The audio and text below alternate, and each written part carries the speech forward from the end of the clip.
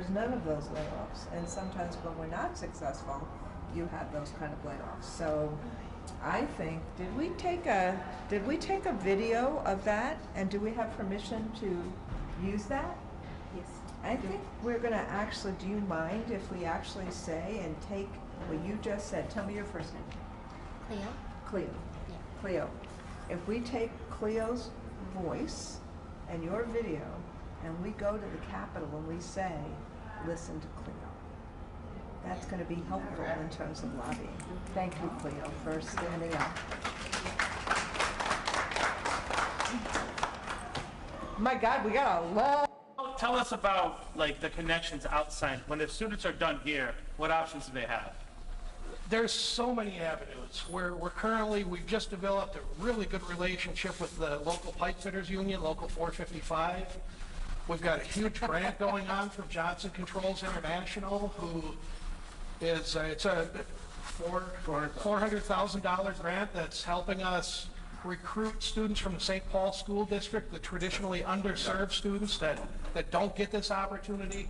And they'll be trained at the Pipe Fitters Training Center, and those credits will transfer into my program here because they want students to have a college degree before they come there.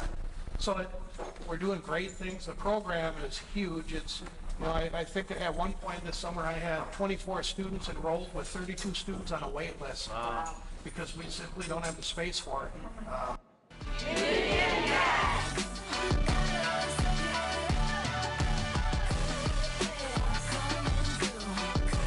Democrats in Virginia will have control of the state legislature and the governor's office. It will go to voter turnout.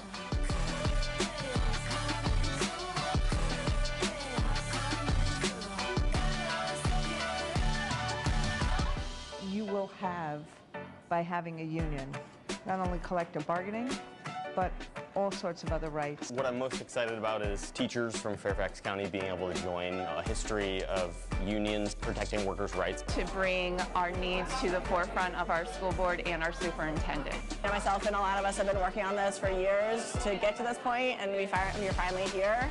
With both unions in the FEU, we can make a lot of positive change.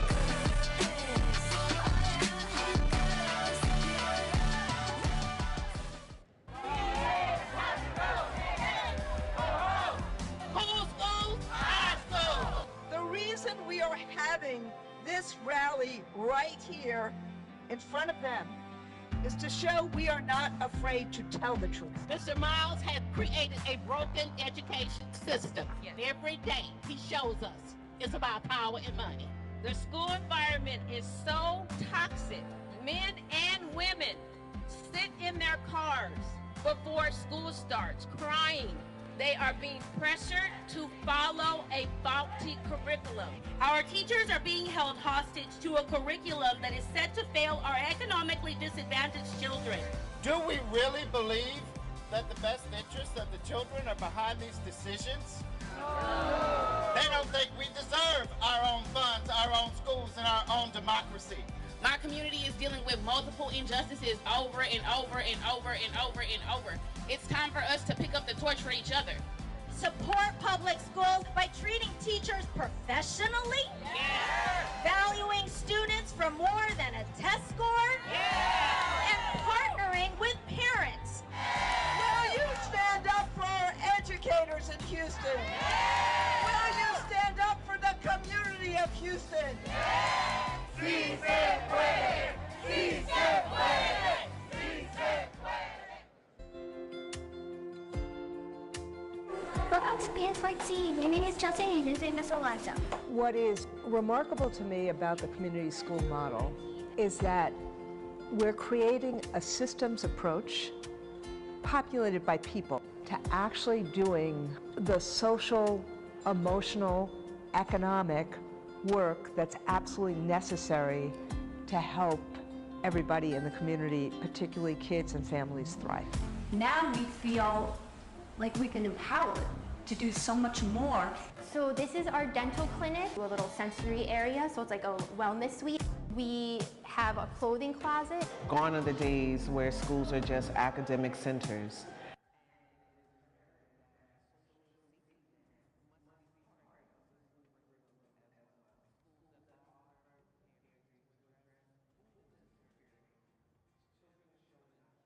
better attendance, and you're also seeing the benefit of teacher retention. Teachers want to be in community schools. Teachers want to be in schools where there is support. We now have mental health counselors in the building that we see daily. We place a community school director at every one of our schools who is skilled at relationship building, managing, leveraging, and facilitating supports, services, and partnerships. A lot of my job is networking with community organizations, and it's really about the relationships that are already in the school but just need the kind of catalyst.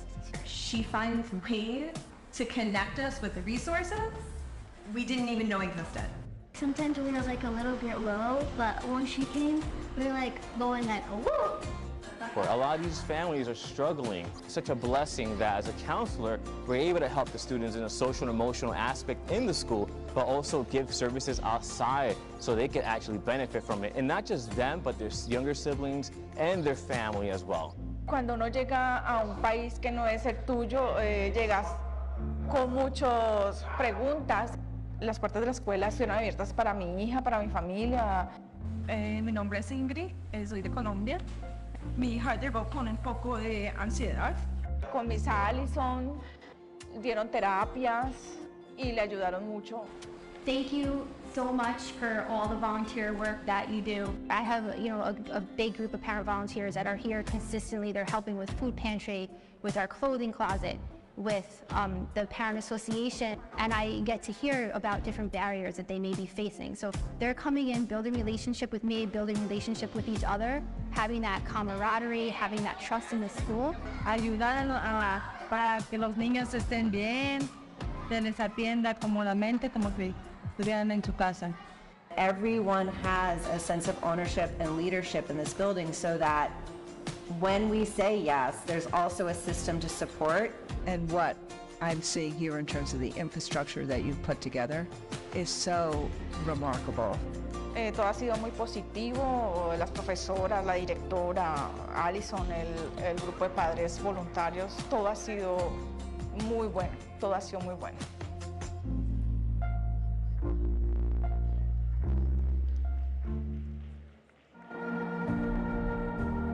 Public schools are the basis for strong communities, and community schools are the basis for strong communities, and that's part of what we are doing here. The International Welcome Center is our one-stop shop for newly arrived immigrant and refugees who are coming into the Kansas City Public School District. Those seeking asylum are told that very quickly they need to get their kids enrolled in school, so I think the earliest I've had somebody come, they said we got off the bus this morning and now we're here to enroll our kid. This map shows why we call ourselves the Global Academy. Wow. And are these current students?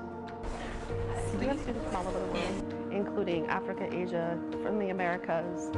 Our students come and initially speak no English whatsoever. They are not always here starting in elementary school. We have a lot of students that come to us that start in secondary, middle school, high school.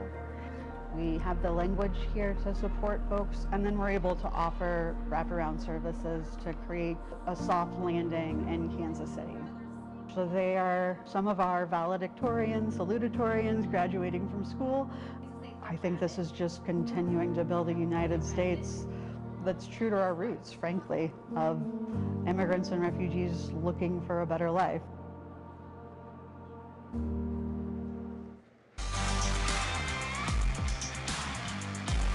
We've shown Peace Health how determined we are in our cause, how hard we're willing to fight. They called us heroes then, but what are we now? Zeros. You're leaving a legacy, not just for your own family, but for everybody else who ever steps through those doors. No contract, no peace! You have shown your power. We are not going to let management roll over the top of us ever again. This is so exciting, so empowering. Peace Health has lost its way. For them, it's not about respect. It's about power. Oh, we're going to fight for a fair contract? We're tired of poverty wages. Are we tired of being disrespected every day that we come to work? This is a fight that we will win. There's not a damn thing that can group of pissed off workers. Solidarity forever. When you piss me off, I get mad. You all know that.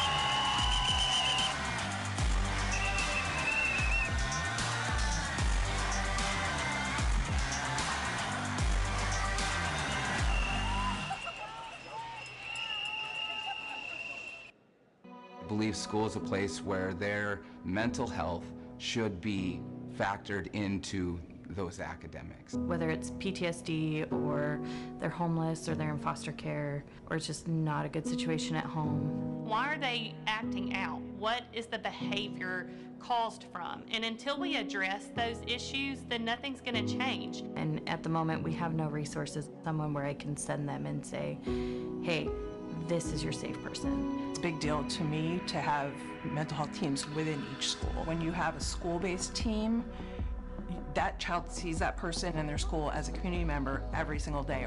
And I think it's very important that we give them time and the opportunity and the presence to show them that we care for them as a human being, not just a student. I'm a special ed paraprofessional, and I think a real solution is to have a dedicated mental health team in every school. These are the foundations of the $5 million year-long campaign the AFT is launching called Real Solutions for Kids and Communities. Unlocking the power and possibility that comes from being a confident reader. You like that one? Ensuring that all children have opportunities to learn by doing. Caring for young people's mental health and well-being. Catalyzing a vast expansion of community schools that meaningfully partner with families. And of course, by fighting for the teaching and support staff and the resources students need to thrive.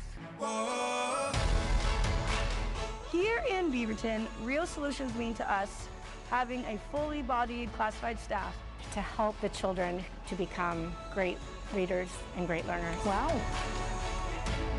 Real Solutions in Boston is definitely ensuring that every student has what they need to succeed and thrive.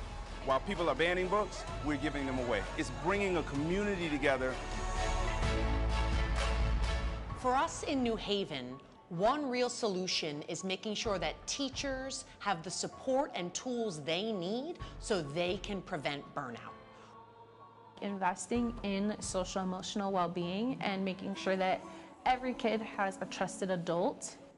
A program at a New Haven high school got a visit today from a prominent national figure in teaching. This is part of the AFT's year-long Real Solutions for Kids and Communities campaign. Good to meet you, Miguel Cardona. Pleasure to meet you. Randy Wangler. We offer real solutions by providing students the knowledge and the hands-on experience they need that will get them into a high-paying job. When I got out of this program, I anticipate having no debt, an apprenticeship lined up. I have someone who's going to advocate for me in the union. How do we spark an interest in literacy and reading? By making sure that kids have books. Real Solutions for the kids in the Harlem community is the encouragement of reading, and it brings the joy back into their lives when they open up books. I love reading because it's fun. It keeps you entertained.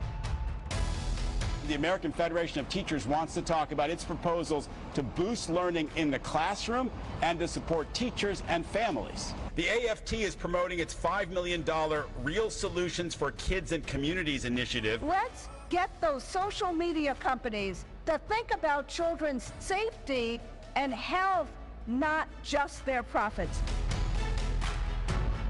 Whoa, think about a threat. AFT is bringing real solutions to the children and the community through Reading Uplifts the World. We are getting books into the hands of a community that needs them.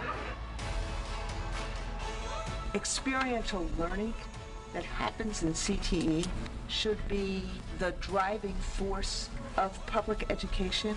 Me and my classmates just got our CNA license. You get to do a lot of hands-on stuff. It's a great career for the rest of your life. We can achieve things together that are impossible alone.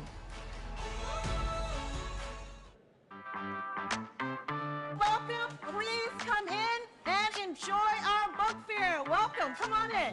This event is going so well. I'm so excited. We have been able to give out a ton of books so far.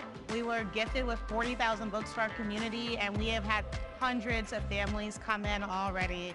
And that was made possible through a number of different partners, but none more important for this particular event than the UFT and the AFT. The superintendent, the principal, the teachers, the unions, everybody working together is the only way this works. This is all about building community, bringing the communities together in our school so that we can build our READ, because it's all about reading, 584 reads. Research shows that the most important thing that influences like a student's ability to read well is matching them to books that they can read, that they want to read. I like comic books a lot. There's a movie called Descendants, and I got like spell books and stuff like that. There's no bookstores in our area, so to come through and be able to pick up so many books, it definitely has a huge impact. We want to build the fluency so that all of our students and children are prepared and ready for the world. We have so many books down here. We also have so many activities upstairs, games, food, vendors. So this event is really, really helping because District 7 has some of the lowest literacy rates in New York City, and we want to make sure that we are infusing our district with everything that they need. Well, literacy is everything, right? Being able to read, being able to learn, being able to explore is foundational. The smell of a book, the cover of a book, the look of a book. So to be able to pick up a book and see the joy in their faces after being through the pandemic, they get to be around their friends, they get to make associating that connection with reading a book and make it a party at the same time. That everybody finds books that they love. This is how you get kids to be confident and joyful readers. You gotta give them books. They gotta have books that they love. That's what the AFT is doing. That's Real Solutions.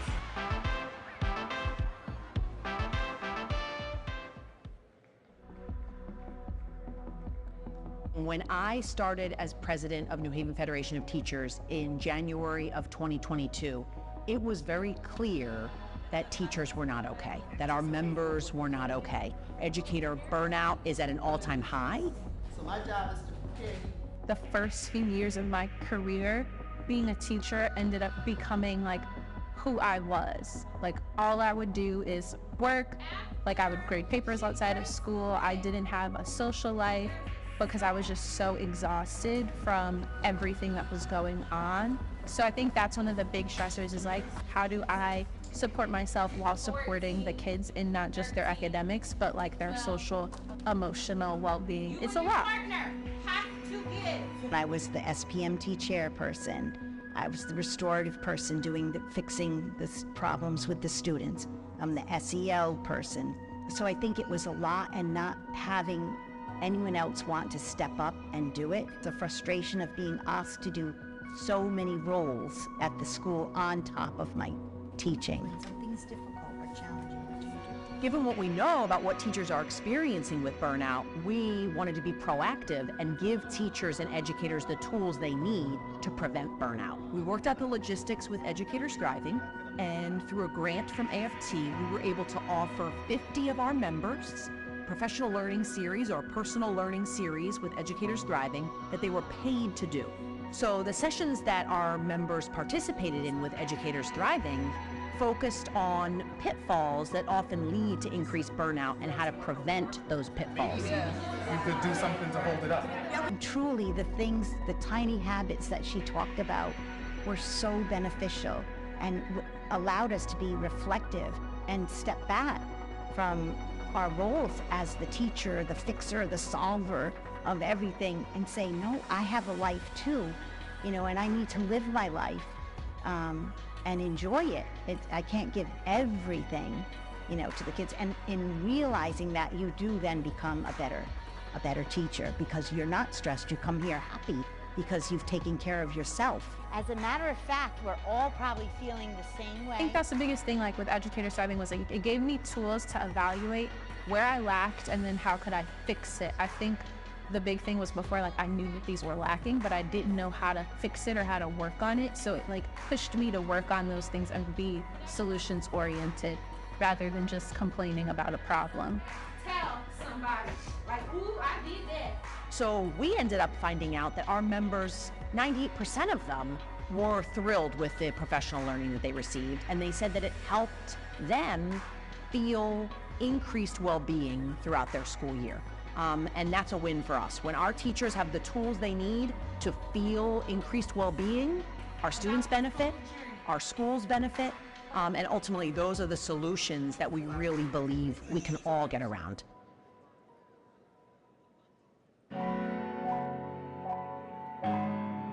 What's happening right now across the country, Alabama as Exhibit A, is just, it is a taking of the money that is needed for public schools, and it's putting them into privatized settings.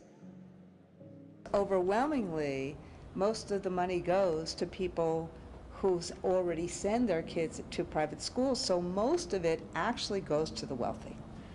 We must ensure our public schools receive the funding they need and remain free from political interference. It's not for all children. It doesn't take rocket science. People just want an equitable opportunity for education. The state of Alabama and most of the South, for some reason, we won't get past our old history. This voucher bill, it's already research that show you who this money is going for. And we can't be afraid to call our elected officials out. The public schools are the foundation of our community. The Treaty of Paris of what year? 1763. All right, 1763. If you have a mind to learn and a work ethic, the faculty and staff here will do everything they can to try to take these students to the next level. That's why it's called a public school. Everybody should have a right to a free and appropriate education. Our job is to make sure that we make every public school a place where parents want to send their kids, educators want to work, and kids succeed. What's important to me is when I see my students' growth, my scholars' growth. That is the work of educators who are standing behind me. That's the work of teachers. That's the work of paras. That's the work of bus drivers. That's where passion meets purpose.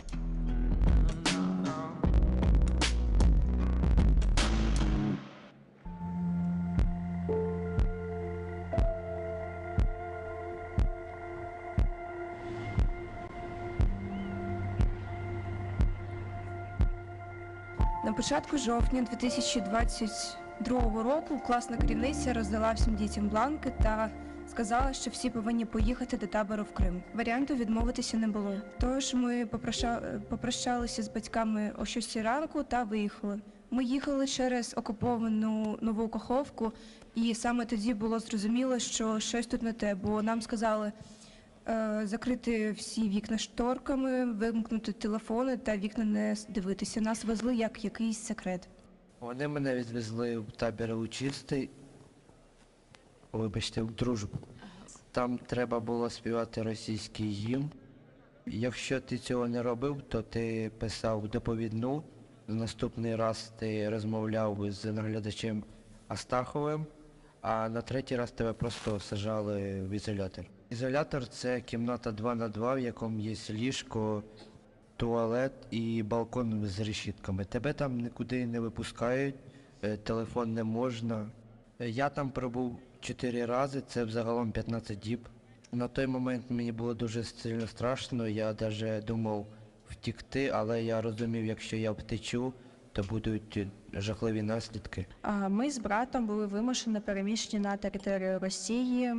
Правили на навчання, а мого брата забрали до літнього табору до Росії, начебто на відпочинок на 2 тижні.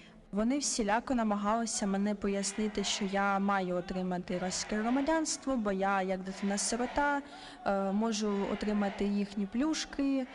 Але я розуміла, що я громадянка своєї країни, України, і я в них просто як гість, я не маю права на це. Це просто була маніпуляція. Саме найважче було це повернутися назад до України і забрати свого брата. Я знаходилася на території Росії, дуже близько до кордону з Україною, і коли я бачила вивіску Харків, я просто дуже сумувала і хотіла потрапити на територію України.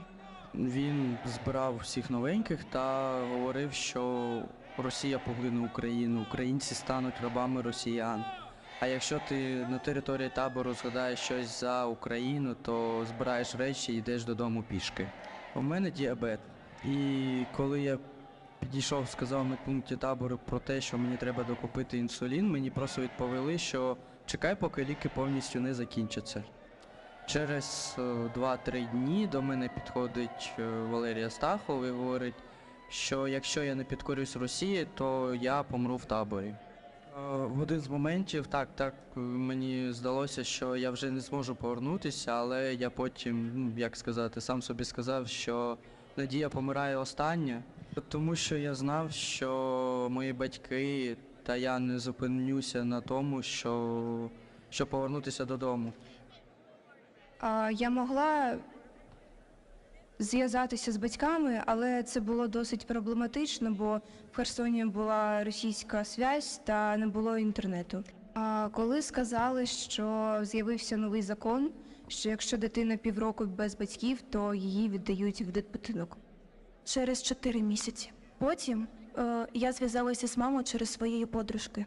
І я дізналася, що вона знайшла Save Ukraine, з допомогою якого вона вже робила собі закордонний паспорт.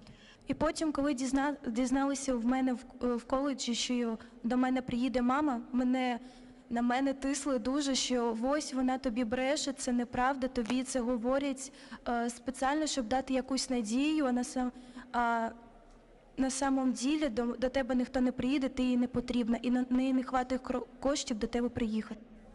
Всім дітям робили російські документи, і я була наступною в черзі, але не встигли.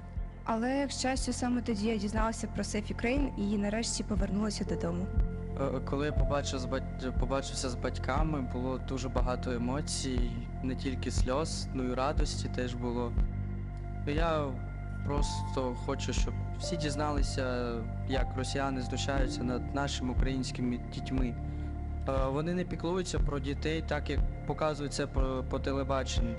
What would you like to say to the Ukrainian people who is still suffering? Те, що не треба здаватись, те, що... Do not give up.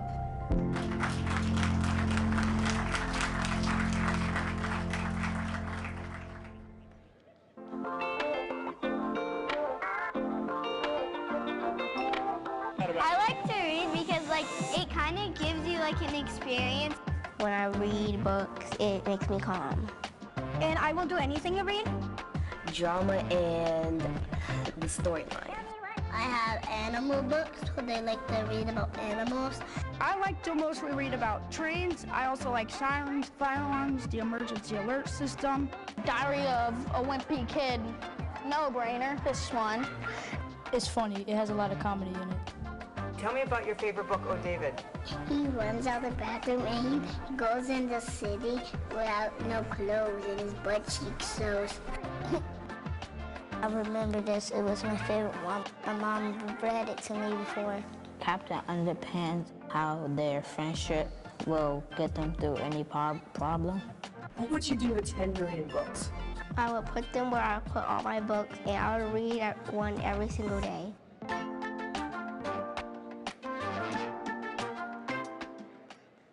Hair Love is a banned book. It's crazy these times we live in where a book about a dad trying to do his daughter's hair would be considered something that people don't want to have in schools or libraries. The daddy tries slicking my hair back. So many young people who I knew who favorite characters were Frozen and they wish they had blonde hair and that's cool, but also it's good to love you how you look yourself naturally as well. And then also, black dads get a bad rap when it comes to mainstream media. He's depicted as not being present. That's actually not true. And so just want to represent for the dads out there too. There's the next great author out here. I truly believe it. It all starts with seeing people that look like them doing what they don't think is possible. There's just been growing lists of books that are banned, and one of the things that often is in common is that they're from authors of color.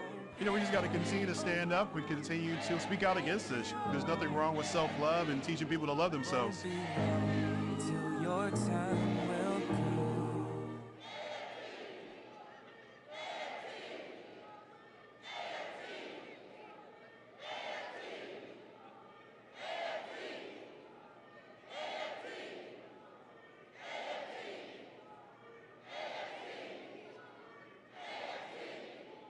Please welcome American Federation of Teachers President, Randy Weingarten.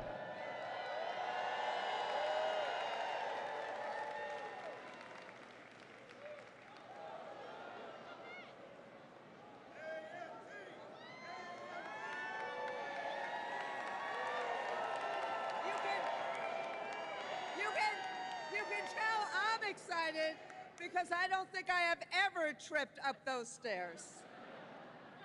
So are you excited? Are you ready to elect the next President of the United States? So, 4 years ago, the AFT made a great choice. We supported Joe Biden and Kamala Harris as the leaders best prepared to lead our country out of crisis and to a brighter future. They have created the strongest economic recovery in our lifetimes. They've restored integrity to the White House. This is the most pro-labor, pro-worker, pro-family, pro-public education administration in our history.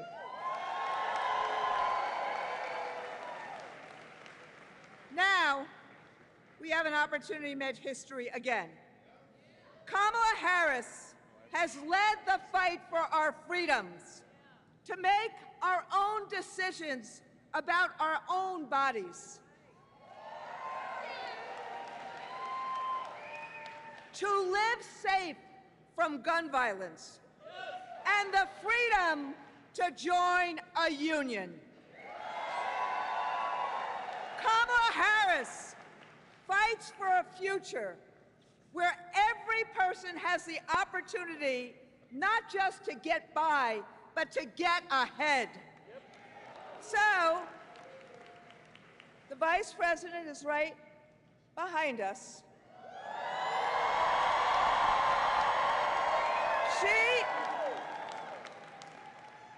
I told her earlier that her entry into the race has electrified this race and has electrified this hall. So, my friends, we all know there's a lot of teachers in this hall, so we all know a lot about assignments. So, my friends, my siblings, do you understand our assignment? Are we going to go full throttle through November 5th? Are we going to shatter every record for voter turnout? And are we going to elect Kamala Harris as the next President of the United States? So, let me introduce one of our own members, Brittany Shoup, you knew that, who's going to introduce the Vice President.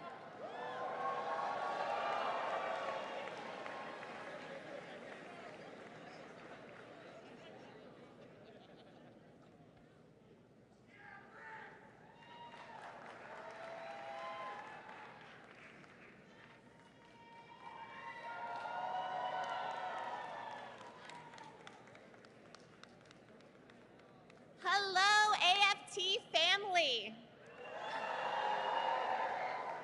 My name is Brittany Shoup. I'm a proud member of the Pittsburgh Federation of Teachers, Local 400. Now, I've only had 3 pinch me, I don't believe this is real moments in my life. One, when I was hired as a special education teacher in the Pittsburgh Public Schools, which has been my dream since I was a 3rd grader in the Pittsburgh Public Schools. 2, when my sweet, loving husband proposed on Christmas morning. And 3, these last 36 hours, when I found out I was going to introduce Vice President Harris.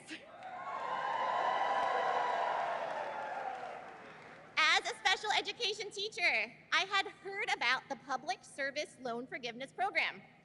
Unfortunately, what I had heard was that during the last administration, most people who applied for it didn't get it. The Biden-Harris administration fixed PSLF and made the process easy. So I applied and later had my student loans forgiven. This is a huge weight off my shoulders, and now I help my fellow teachers get the debt forgiveness they deserve. Vice President Harris fights for us. And as president, she will fight for a better life for all Americans. And now it is my honor to introduce the first woman to be elected Vice President of the United States, Kamala Harris.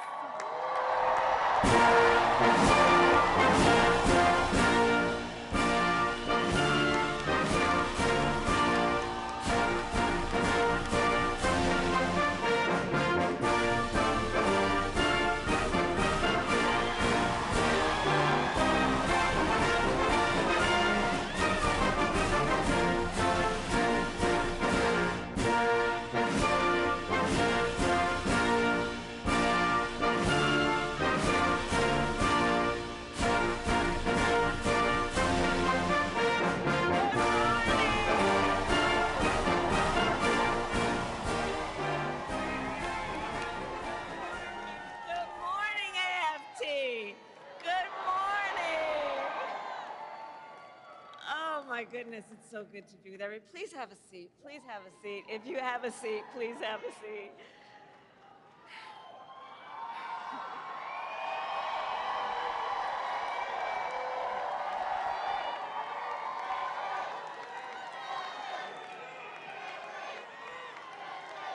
It is good to be in the House of Labor.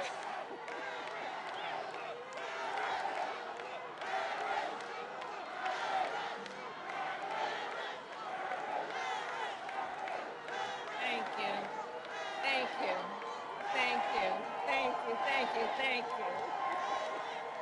My goodness. Thank you, everybody. Thank you. Oh, thank you all. Thank you so very much. Thank you. Can we hear it for Brittany, please?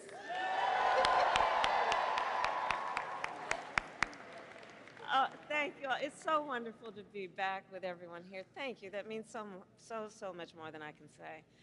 Randy, thank you for your friendship, your long-standing friendship. As we all know, Randy is a force, and she has been an incredible friend and an advisor to the President and me. And I want to thank you on behalf of the President and me and our country for all that you are. And I want to begin by saying a few words about our President, Joe Biden. You know, right? Yeah. So last night, our president addressed the nation, and he showed once again what true leadership looks like. He really did. His words were poignant. You know, I'll speak in a moment about the importance of reminding people of history, teaching America's true history. He thinks and talks about his work and our country, understanding what it means in terms of what we do now and how that will impact the future. He thinks about our history in the context of the importance of the work we do now. And over the past 3.5 years, and over his entire career, Joe has led with grace and strength and bold vision and deep compassion. And as he said, that's right. And as he said, in the next 6 months, he will continue to fight for the American people, and I know we are all deeply, deeply grateful for his continued service to our nation. Thank you. Thank you. And to the members of AFT, I thank you for your service to our nation.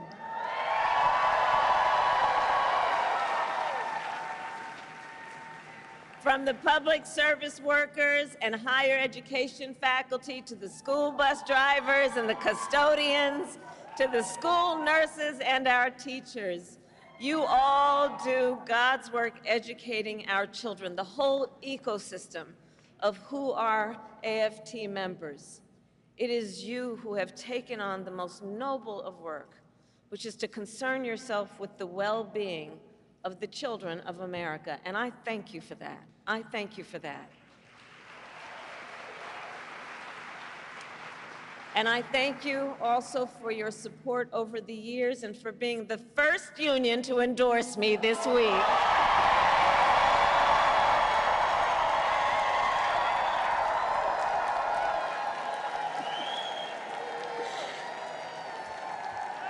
Thank you. I thank you.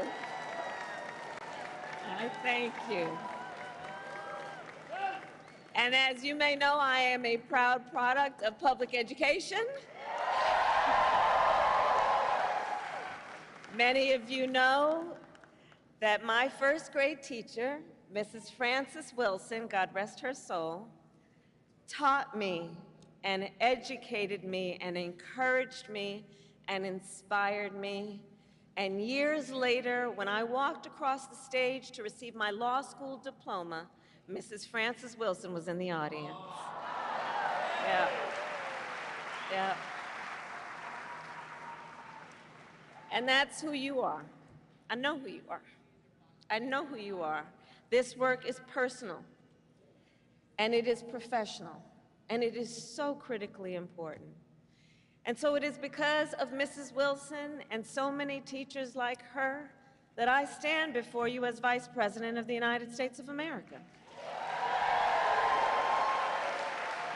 And that I am running to become President of the United States of America.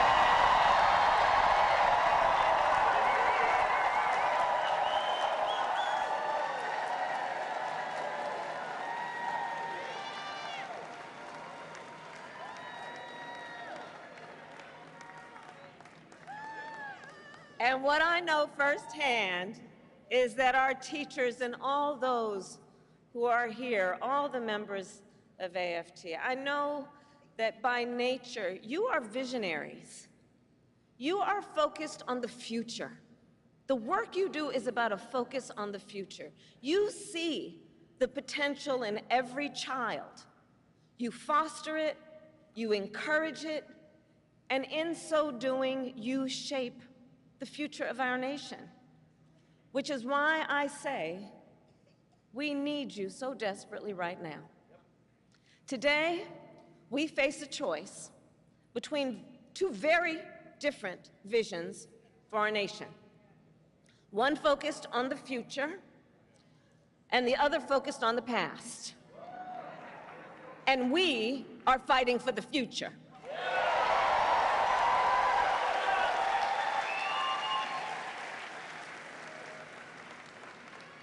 And in our vision of the future, we see a place where every person has the opportunity not just to get by, but to get ahead. A future where no child has to grow up in poverty, where every senior can retire with dignity, and where every worker has the freedom to join a union.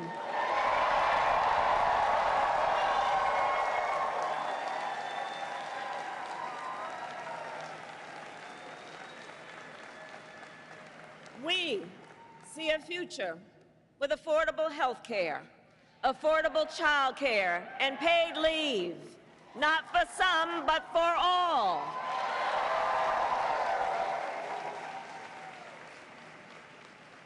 We see a future where every student has the support and the resources they need to thrive, and a future where no teacher has to struggle with the burden of student loan debt.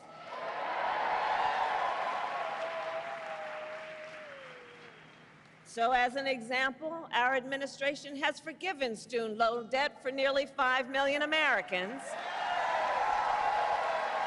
and twice as much for our public servants, including our teachers.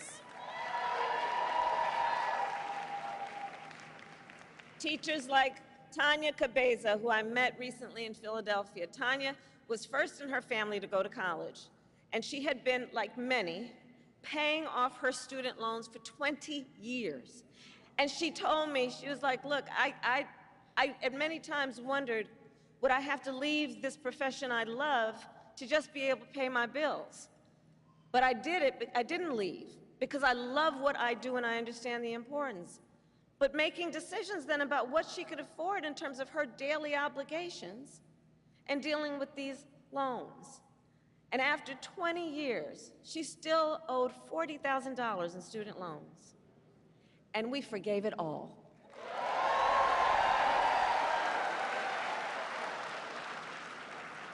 When she learned, she told me, she said when she learned that her loans had been forgiven, she said, well, me and my children knew our lives had changed and we were just dancing, dancing.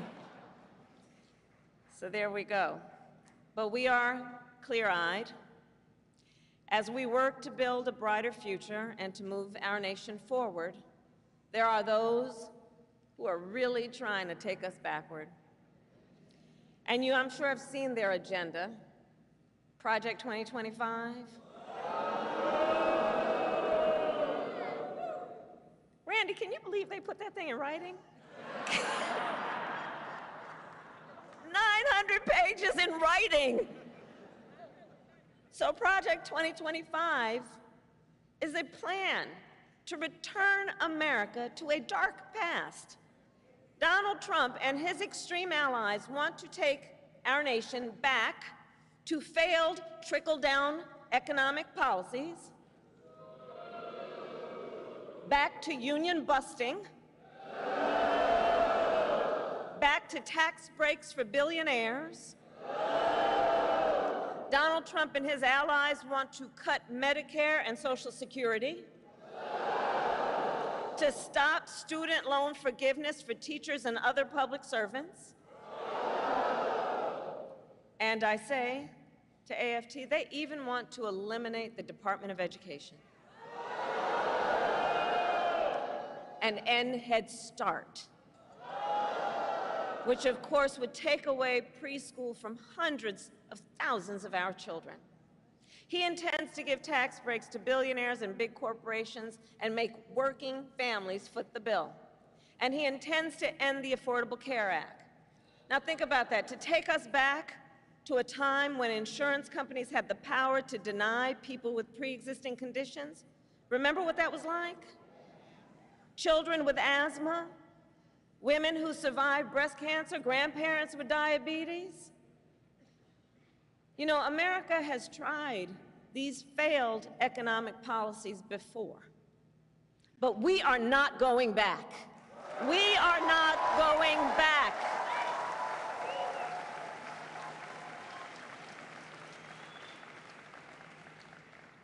No, we will move forward.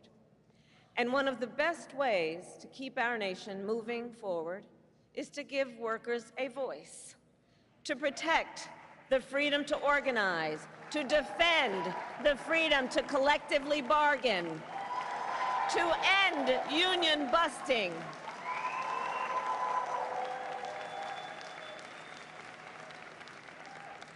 As head of the White House Labor Task Force, I have led our work to eliminate barriers to organizing in both public and private sectors, including for teachers. But there is more that we must do. President Joe Biden and I promised to sign the PRO Act into law, and I promise you I will keep that promise.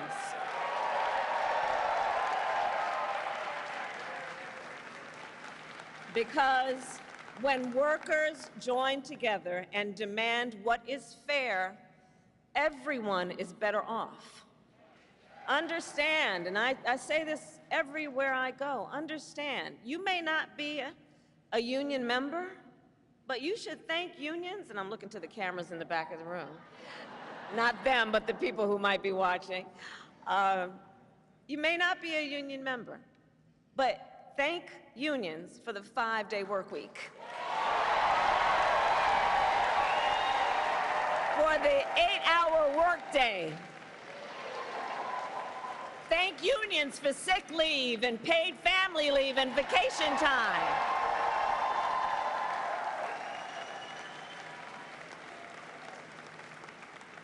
Because the fact is, unions helped build America's middle class. And when unions are strong, America is strong.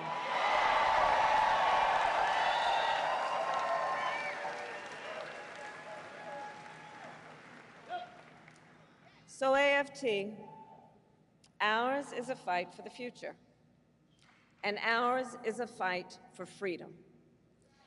In this moment across our nation, we witness a full-on attack on hard-won, hard-fought freedoms. While you teach students about democracy and representative government, extremists attack the sacred freedom to vote. While you try to create safe and welcoming places where our children can learn, extremists attack our freedom to live safe from gun violence. They have the nerve to tell teachers to strap on a gun in the classroom, while they refuse to pass common sense gun safety laws.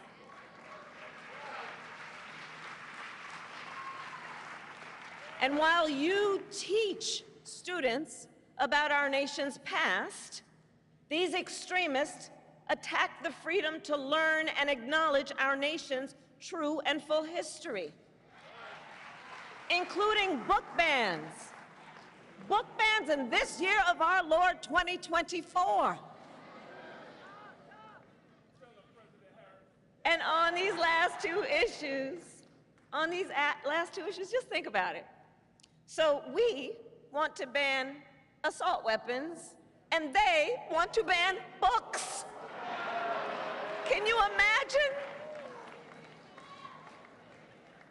All the while, these extremists also attack the freedom to love who you love openly and with pride.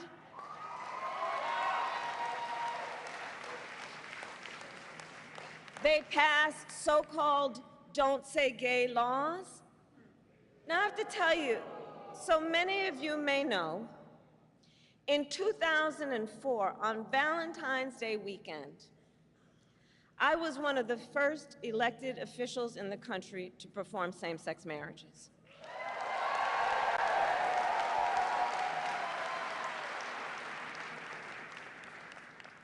So here's the thing. It pains me so to think 20 years later that there are some young teachers in their 20s who are afraid to put up a photograph of themselves and their partner for fear they could lose their job. And what is their job? The most noble of work, teaching other people's children. And God knows we don't pay you enough as it is.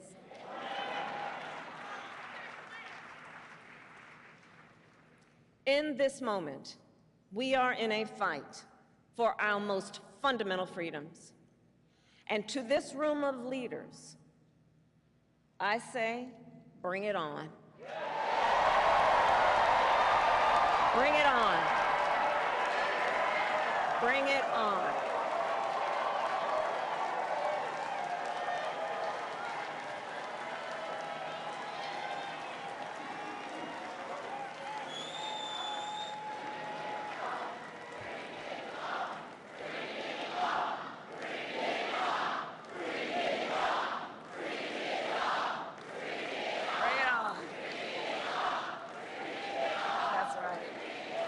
Because here's the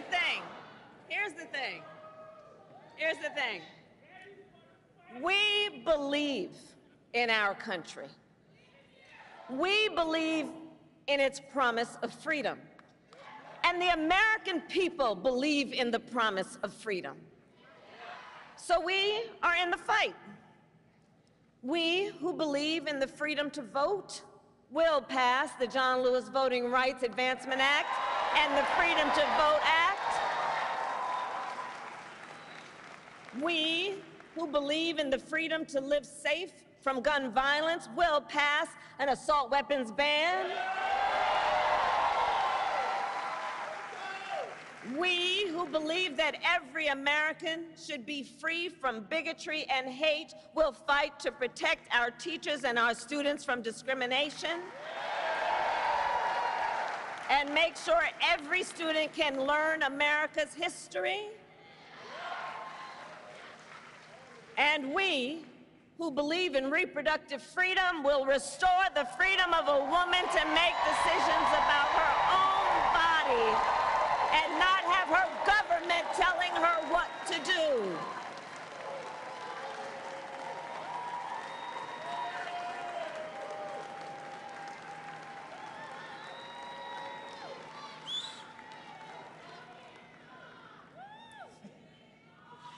So AFT, that's right, bring it on. So ultimately, in this moment, I know we all know, we each in our country face a question.